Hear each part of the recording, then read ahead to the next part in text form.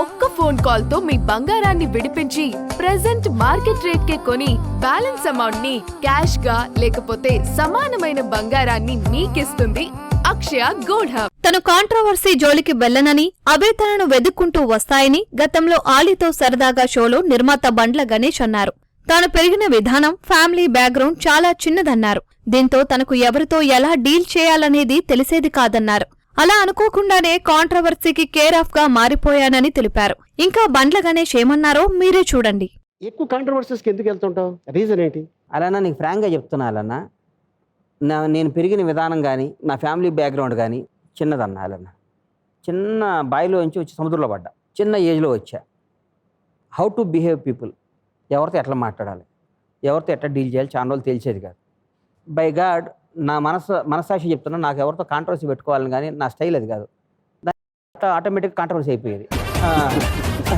ఇది ఎక్కడ దరిద్రరా దాన్ని పోయేదా అనుకునేవాడు నేను. అట్లా అనిపించేది నాకు. ఇదేంది అనుకున్న తర్వాత ఈ మధ్య ఒక డెసిషన్ తీసుకున్నా. ఈ వ్యవహారాలు వద్దురా మనకి, మన బతుకు మనం సినిమాలు తీయాలి, ఇండస్ట్రీలో ఉండాలి. ప్రపంచంలో చాలా మందికి నేను అదృష్టవంతుడిని. మా అమ్మ నాన్న నా కళ్ళ ముందు ఉంటారు, పక్కన మా ఊరు, రోజుకోసారి వెళ్ళి రావచ్చు. ఇప్పుడు హైదరాబాద్ చాలా దూరం నుంచి వచ్చి కూడా సెటిల్ అయిన వాళ్ళు ఉన్నారు. అని హ్యాపీ. నాకు దేవుడిని నేను ఏం కోరుకుంటున్నానంటే, భగవంతుడా నాకు మంచి మంచి సినిమా తీసే అవకాశాలు, 10 మంది దర్శకులను పరిచయం చేసే అవకాశం, నేను కాదు నా పిల్లలు కూడా ఇండస్ట్రీలో ఉండే అవకాశం దేవుడా. నేను బాగా దేవుడిని నమ్ముతాను. ఎందుకంటే ఐ లవ్ సినిమా. నాకు అన్నం పెట్టింది సినిమా. బండ్ల గణేష్ అనే పేరు తెచ్చిన సినిమా. నేను బాగా చదువు వచ్చి ఏ సాఫ్ట్వేర్ ఇంజనీర్ అయితే అమెరికాలో ఊర్లో ఉండేవాడిని మ్యాక్సిమం పోతే, లేకపోతే ఇది ఆపేస్తే హైదరాబాద్ రాకపోతే అక్కడ ఆఫీస్ బాయ్గా పనిచేయాలి, లేకపోతే మా కోళ్ళ ఫార్లో మా నాన్న కోడిగుడ్లు ఇచ్చేవాడు. మాకున్న కోళ్ళతో కోడిగుడ్డు వేయరా, ఫీడ్ పోయిరా అని చెప్పేవాడు. బాగుండేది. ఈరోజు నేను ఇది అనుభవిస్తున్న స్టేటస్, ఈ స్థాయి, ఈ తిరుగుతున్న ఈ మొత్తం అట్లా కళ్ళజోడు లేకుండా గుడ్లు ఏరుతుండేవాడిని. సేమ్ అది ఇప్పుడు కళ్ళజోడు లేకుండా, ఆ ఫోన్ లేకుండా గుడ్లు ఏరుతా అట్లా ఫీడ్ వస్తుండేవాడిని ఆ ఫామ్ లో. అట్లుండేదన్న. సో ఇప్పుడు ఎదిగిన తర్వాత వేరే వాళ్ళు వేస్తున్నా నువ్వు చూస్తున్నా. నా మదర్ బిజినెస్ అది బాగుండాలి, సినిమాలు తీయాలి. ఓకే. మా పిల్లల్ని కూడా సినిమాలు దింపాలి. అంటే ఇంత వ్యాపారం చేస్తూ, ఇంత గొప్ప సినిమాలు చేస్తూ, అంత పేరు సంపాదించిన తర్వాత అప్పుడప్పుడు నువ్వు ఒక్కడవే ఇంట్లో కూర్చొని నేను ఇంత అమ్మాయికుడిని నేను ఎలా బతుకుతానురా అని అనుకుంటా ఉంటా. నిజమేనది? నేను అట్లా ఏమో అనుకోను కానీ ఎందుకన్నా నువ్వు నన్ను ఆడుకుంటున్నావు? నేనే ఆడుకున్నా. నువ్వు ఎంతమంది ఆడుకున్నావు? బ్రహ్మానందమే గడగడలాడిపోయాడు కదా అది.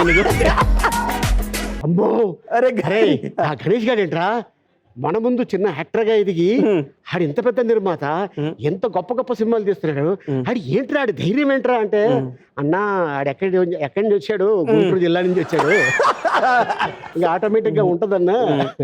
లేదురా వాడు సూపర్ అని చాలాసార్లు చెప్పడం జరిగింది. అంటే నీకు గుర్తుందో లేదు తెలీదు, మనం చిరుత సినిమా చేస్తున్నప్పుడు షిప్ లో దాదాపు 10 days ఉన్నాం, మనం కలిసి ఉన్నాం. కరెక్టే. బోట్ లో మనకి గ్యాప్ దొరికితే టచ్ మీ కమాన్ అప్పుడు 2 ఫోన్లు ఉండేవి ఇదే. అవును. షార్ట్ రెడీ అంటే షార్ట్ రెడీ అయ్యేదాకా ఫోన్ మాట్లాడుతూనే ఉండేవి. ఎవరితో మాట్లాడుతున్నావు కానీ అంటే, అన్న ఏముందన్న అది రియల్ ఎస్టేట్ అన్న, ఓ పక్కన యాక్టింగ్, ఓ పక్కన రియల్ ఎస్టేట్ అని ఈ 2 ఫోన్లు జేబులో ఉండేవి.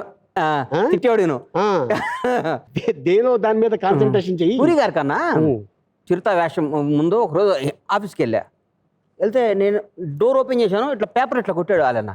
పేపర్లో కొడితే డ్రన్న పేపర్లో ఒక స్లో మోషన్ వచ్చి అక్కడ ఆగినాయి. ఇట్లా పడ్డంగా పేపర్లో అప్పుడు మనం రిలీజ్ చేస్తాను.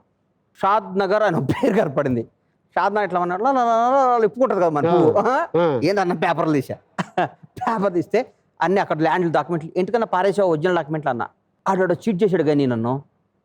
అవి డబ్బులు రావు. అప్పుడెప్పుడో 50 లక్షలు పెట్టాను, 50 లక్షలు 40 లక్షలు పెట్టాను. ఎవరో చీట్ చేసాడు, అందుకని పాడేస్తాను, అవన్నీ ఎవరు పట్టించుకుంటాను. ఒక పని చేయన్న, ఈ పేపర్లన్నీ నాకు నేను సెట్ చేసి ఇస్తానని చెప్పి 5 కోట్లు ఇచ్చాను నా పొలంకి, ఆయనకి. ఆయనకి అన్న మన పూరి అన్నకి. పూరి గారు నాకు కాదు, క్యాన్సిల్. ఎందుకంటే నాకు బ్రహ్మానందం చిరుత అప్పుడు, అరే గణేష్ షాద్ నగర్ లో ఒక సైట్ ఇప్పిస్తాడట్రా, నేను ఒక 5 ఎకరాలు తీసుకుంటాను, నువ్వు నా పక్కన ఒక 5 ఎకరాలు తీసుకో, మన ఇద్దరం అక్కడ ఫామ్ హౌస్ కడదాం అన్న. అన్నా నేను అంత దూరం నేను జర్నీ చేయలేను, నువ్వు కొనుక్కోలే అన్న అని నేను. అవును, నేను ఎందుకంటే ఇప్పుడు నువ్వు షాద్ నగర్ అంటే నీకు ఎంత ప్రేమ, అంతేగా నీకు రాజమండ్రి అంటే, నాకు రాజమండ్రి అంటే అంత అంతే. అలాంటి అమాయకుడు ఇలా ఎలా మారాడు అనేది ఆశ్చర్యం వేస్తుంది. ఏం మారటం అన్నా, జీవితం మారుస్తుంది అన్నంత. జీవితం మన జీవితం మనకి ఇవన్నీ అనుభవించాలని ఉంది, ఇట్లా ఉండాలని ఉంది, మార్చింది. నాకు అనిపిస్తుంది ఒక్కోసారి నిజంగా బై గాడ్ అనిపిస్తాలన్న నాకు. మనకు నేను డబ్బులు బాగా రియల్ ఎస్టేట్ బ్రహ్మాండంగా చేసుకున్నాను, పౌల్ట్రీ బ్రహ్మాండం చేశాం. కానీ ఈ పేరు ఇవన్నీ పవన్ కళ్యాణ్ అనేవాడు మనకి సినిమా అయిపోతే ఇవన్నీ మిస్ అయిపోయాడు కదా జీవితంలో చాలా అనిపిస్తాను నాకు. ఆయన ఎట్లున్నా ప్రతిరోజు నాకు రాజకీయాలతో సంబంధం లేదు, యాజ్ ఏ హీరో ఒక మనిషిగా నాకు ఆయన అంటే చాలా ఇష్టం, చాలా ప్రేమ. ఒక 100 సార్లు చెప్పుకున్నా కానీ కమాన్ కాటమరాయుడా నువ్వు కూడా నా షూటింగ్ పక్కన. కాటమరాయుడా నా జీవితం మొత్తం నా పెళ్ళం పిల్లకంటే నీతో ఎక్కువ ట్రావెల్ చేశానండి.